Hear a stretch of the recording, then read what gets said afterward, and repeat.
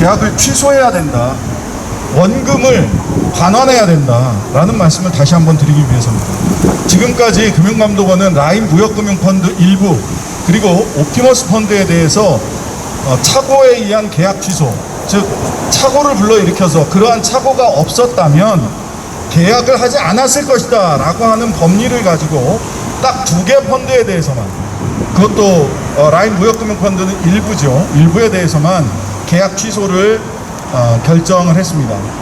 그런데 우리 디스커버리 펀드는 착오에 의한 계약 취소 뿐만 아니라, 그게 민법 109조죠 110조의 사기에 의한, 사기 기망에 의한 계약 취소 사유에도 해당이 된다라고 판단하고 있습니다.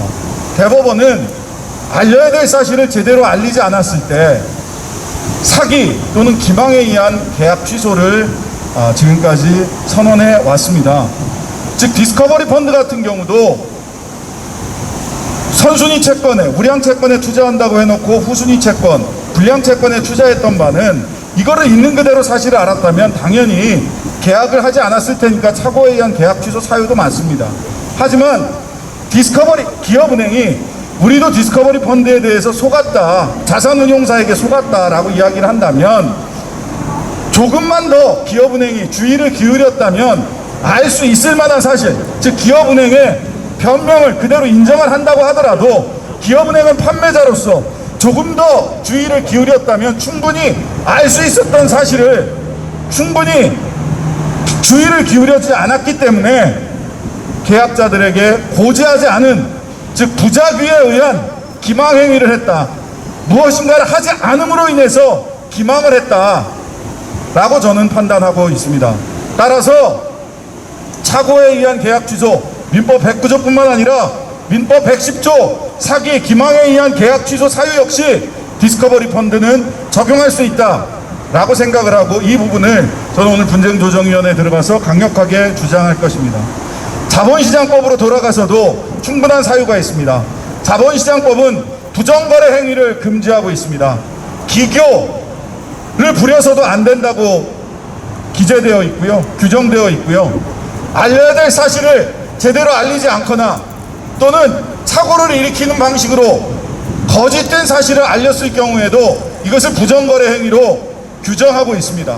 그리고 또 자본시장법은 이러한 부정거래 행위가 있을 때 손해배상을 하도록 규정하고 있습니다.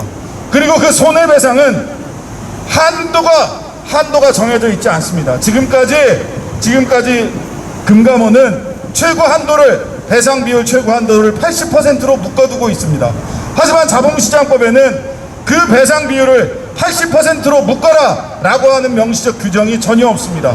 따라서 지금 디스커버리 펀드가 민법 109조상의 착오에 의한 계약 취소 사유가 있다거나 또는 사기 또는 기망행위가 있었다, 특히나 부작위에 의한 기망, 즉 해야 될 일을 하지 않음으로써 알려야 될 사실을 본인이 속았다 손치더라도 중과실로 알리지 않음으로써 결국은 기망을 한 행위가 있었다면, 부작위에 의한 기망행위가 있었다면 이것은 자본시장법상 부정거래 행위에도 해당이 되고, 이 부정거래 행위의 손해배상에게는 그 한계를 지우고 있지 않기 때문에 당연히 100% 손해배상도 결정할 수 있다라고 저는 판단하고 있습니다. 즉 민법상의 계약 취소해서 원금을 원상회복시키든지 아니면 자본시장법상 부정거래 행위로 명확하게 규정하면서 100%를 손해배상하든지 어느 쪽으로라도 우리 가입자들이 원금을 반환받고 원금을 100% 배상받을 수 있는 길은 열려있다. 그렇다면 문제가 남은 것은 무엇입니까? 바로 금감원의 피해회복 의지입니다. 소비자의 입장에 설 것인지 금융기관의 입장에 설 것인지, 바로 이러한 명확한 태도와 의지만 가진다면 오늘 분쟁조정위원회에서 착오에 의한 계약 취소든 사기 또는 기망에 의한 계약 취소든 자본시장법상 부정거래 행위에 의한 100% 손해배상이든 세 가지 길은 모두 열려있다. 이 넓디 넓은 세 가지 길 중에 그 무엇도 선택하지 않고 30%에서 80%, 40%에서 80%의 손해배상, 제한적 손해배상을 결정을 한다면 이것은 금감원이 또 한 번 소비자를 우롱하는 일이 될 것이다 라는 말씀을 분명히 드립니다. 오늘 반드시 분쟁조정위원회에서 계약 취소 또는 100% 손해배상 결정을 할 수 있도록 최선을 다해 노력할 것이고, 저 또한 최선을 다해 노력할 것이고, 금감원은 반드시 이러한 결정을 할 것을 다시 한번 촉구드리는 바입니다. 감사합니다. 네, 금감원이 동양 사태, 그 다음에 LIG CP 사기 사건 때 비해서는 분쟁 조정을 적극적으로 해석해주고 있습니다.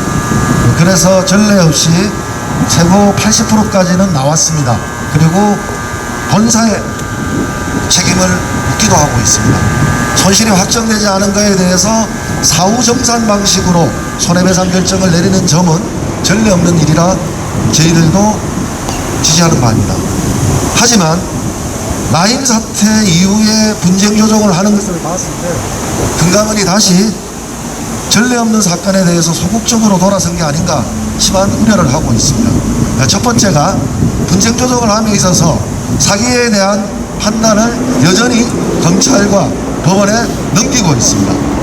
민법상 사기로만 분쟁 조정을 서해 마지막 부분에 기소하고 있지만 민법상 사기적 부정거래에 대해서 형법상 사기인지 아니면 자본시장법상 사기적 부정거래에 해당하는지에 대해서는 어떠한 언급도 하고 있지 않고 있습니다. 이 말씀을 드리는 이유는 대신정권 센터장과 신한금투 본부장이 자본시장법상 사기적 부정거래로 1심에서 유죄를 받았습니다. 그리고 양별규정에 따라서 판매사들이 기소가 되었습니다. 그런데도 불구하고 뭉뚱그려서 민법상 사기적 부정거래에 대해서만 언급을 한다면 피해자들이 설령 사후적 배상거래도 손해배상 결정이 난다 하더라도 이후에 또 다른 논쟁이 될 수밖에 없음을 저희들은 심히 우려스럽습니다.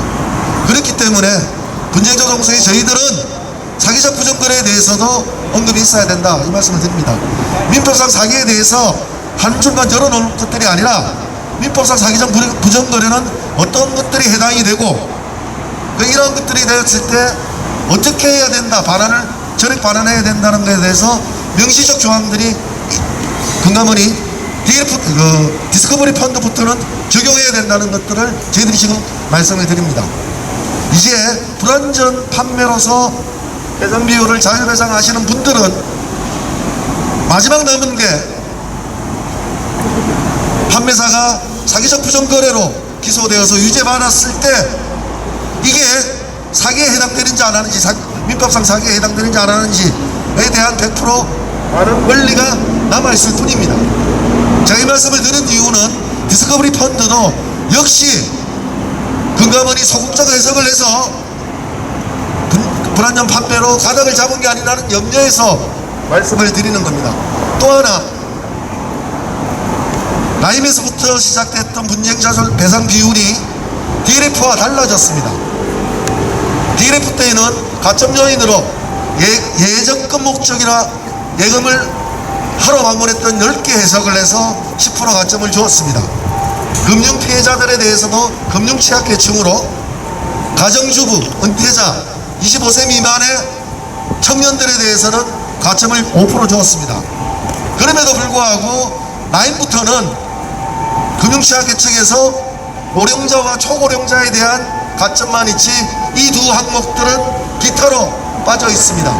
이 말씀을 드리는 이유는 50대 피해자가 금감원의 방식대로 불완전 자율배상을 받았을 때 많이 받아야 55%고 투자경험이 있거나 금액이 큰 경우에는 40%로 떨어질 수 있음을 말씀을 드리는 겁니다. 그렇게 된다면 어떠한 논란이 있느냐? 지금 여기 계신 디스커버리 펀드들도 50% 선지급을 받았습니다. 선지급금보다 더한 작은 결정이 내렸을 수가 있습니다. 그러면 기업은 두 가지 선택을 합니다. 50%를 그냥 넘기주기 위해서 기타에 반영을 하든가 아니면 45%가 나왔을 때는 원금 반환을 정산하고 반환하든가 이 두 가지 결정을 하기 때문에 이 혼란이 생길 수밖에 없습니다. 그래서 100번을 양보해서 불완전 판매로 결정을 한다 하더라도 DLF와 마찬가지로 예적금 목적과 금융취약계층에 대한 가정주부, 은퇴자, 젊은 청년들에 대해서는 가점이 있어야 됩니다. 이게 15%입니다. 15%면 1억을 가입하신 분이 1억을 손실을 전제로 했을 때 1,500만 원에 해당하는 금액입니다. 이게 기타로 빠져 있으면 15%를 추가로 더 기타 사유가 받을 수 있는 피해자임에도 불구하고 15%가 손실날 수 있습니다. 기업은행은 특히 예금을 목적으로 왔던 사람들이 IBK 정권으로 복합정부로 넘어간 경우도 있습니다. 대부분 저희들이 조사했을 때 예금 적금을 목적으로 아니면 공장 의유자금이라든가 공장 기업자금을 PB들에게 쏘가서 안전한 자산이다, 미국이 망하지 않으면 안전하다는 그 말에 사탕발림에 현혹되어서 가입하신 분들이 태반이었습니다. 그렇기 때문에 100%를 양보해서 다시 한번 강조드립니다.